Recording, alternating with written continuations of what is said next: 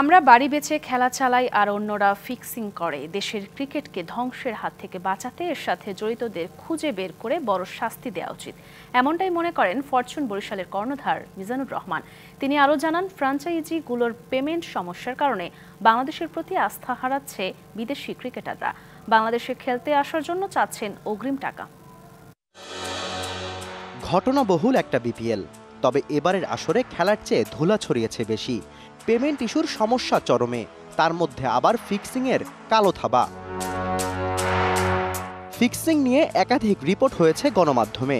সংখ্যার হিসাবে গেলবারের থেকেও মাত্রাটা অনেক বেশি।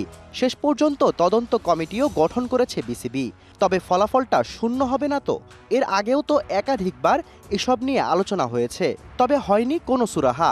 এমনভাবে চললে কোন পথে এগোবে বাংলাদেশের ক্রিকেট?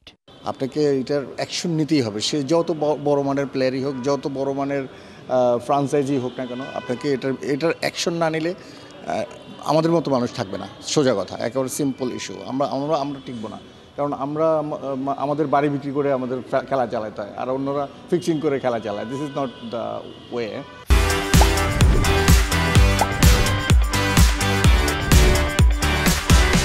ফিক্সিং আর পেমেন্ট ইস্যু নিয়ে এবার বেশিরভাগ দলের উপরই পড়েছে কালো দাগ। তবে ফরচুন বরিশাল একেবারেই ভিন্ন। পেমেন্ট থেকে শুরু করে সবকিছুই চলছে ঠিকঠাকভাবে। তবে অন্য ফ্র্যাঞ্চাইজিদের এসব কাণ্ডে সব দলের প্রতি আস্থা হারাচ্ছে বিদেশি ক্রিকেটাররা। ফরচুন বরিশালের কাছে অন্তত কোনো প্লেয়ার, বিদেশি প্লেয়ার কোনোদিন টাকা অগ্রিম চায়নি। আমাদের কাছে পর্যন্ত অগ্রিম টাকা চেয়েছে। Then I say okay, I don't believe you. Say I don't believe Bangladesh. Then I say I don't believe you. তুমি আসো, তুমি আমাকে বোর্ডিং পাস দেখাও, then I will pay you money. এই কর্ণধারের মতে এখান থেকেই শিক্ষা নেওয়া উচিত বিসিবির। এমনকি কাউকে দল দেওয়ার ক্ষেত্রেও আরও সতর্ক থাকার আহ্বান তার।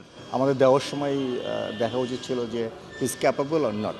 Shahriar Hossain, DBC news, Dhaka.